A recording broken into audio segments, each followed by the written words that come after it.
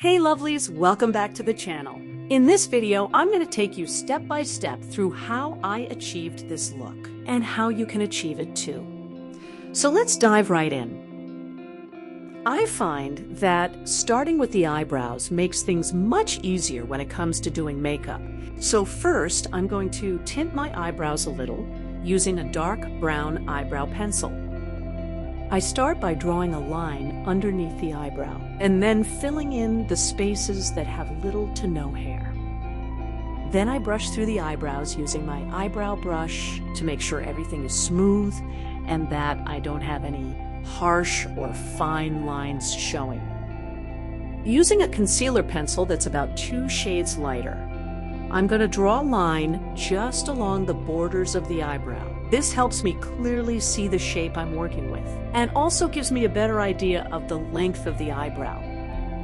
For blending out the eyebrow, I like to use a concealer cream that's just 1 shade lighter. I don't want it to be too light, but I still want it to make the eyebrow look distinct. And just like I did with the concealer on the bottom, I do the same thing on the top of the eyebrow. I went ahead and did the exact same thing on the other eyebrow as well, but I'm only showing you one eyebrow so that this video doesn't become too long and stays straight to the point. Then I use my makeup brush to blend out any excess concealer cream. To start my eyeshadow, I begin by going through the crease with a brown eyeshadow. Then I go in with this dark red,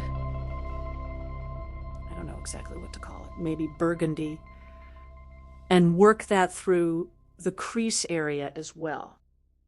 Using a slightly bigger brush, I blend out the red until it covers about half of the upper crease.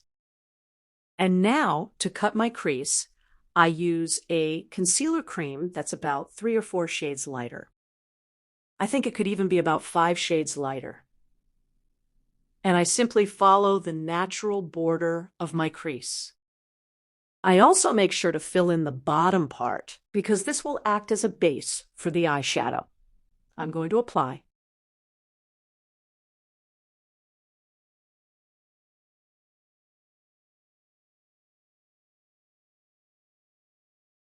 Then I use my beauty blender to gently tap over the product to remove the excess and leave just enough product as a base. For this particular look, I used this pink shade for the cut crease. Using my brush, I simply dab it over the eyelid, making sure I don't cross over into the upper part where I have a different color. I just stay within the border of my cut crease. Once I'm done with this color, I go through the crease, again with the initial dark brown eyeshadow I used, just to add a little more definition. I'm not going for anything dramatic. I just want that difference in color to be visible. Then I carefully try to draw my eyeliner. Eyeliner is always an interesting part for me, but I did my best. And I did actually go back and sharpen it a little bit, which I'll show you how I did. I didn't add any false lashes to this look. I simply went in with my mascara. So this is how I sharpen and smooth out my eyebrow using my concealer base. And now I'm moving on to the rest of my face.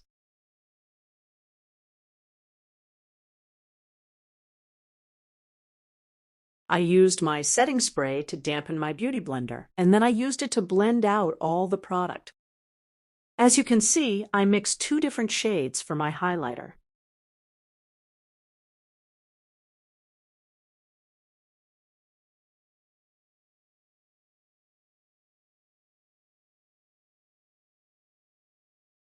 Then I went in and started contouring my face. Now for the contouring part, I'm going to make a separate video explaining why I use this technique and how you can do it differently. And if you still want to use this technique, I'll show you exactly how I did mine.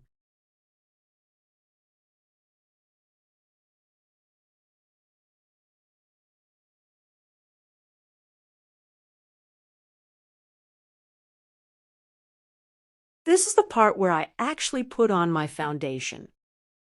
I use it to cover up the areas of my face that I feel need a little more work. This is where I blend and correct certain areas where I feel like the foundation or the products I applied before aren't sitting quite right. I do this because my foundation is either very close to my skin tone or is my exact shade. So it's easier for me to use it to correct everything. This is simply how I do it. Then I go in and start adding my bronzer. I do my bronzer before baking because I want the baking powder to blend nicely with the bronzer.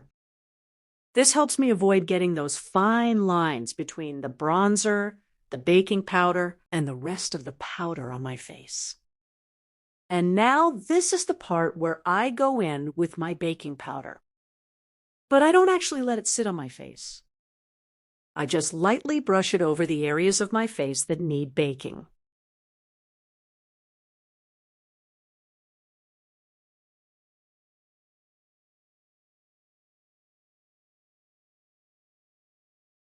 And finally, I go in with my normal powder over the rest of my face. Then I do my lips. I went for a simple lip gloss with a little bit of lining, just to give the lips some definition. I didn't show the process on camera, but that's all I did. Then I set everything with my setting spray, and I was ready to go. So let me know what you guys think about this look. Did you like it? What did you think about the finished look? And was there anything in particular that interested you? I'd love to hear your thoughts in the comments. Don't forget to like and subscribe to the channel, and I'll see you in the next one. Have a lovely day.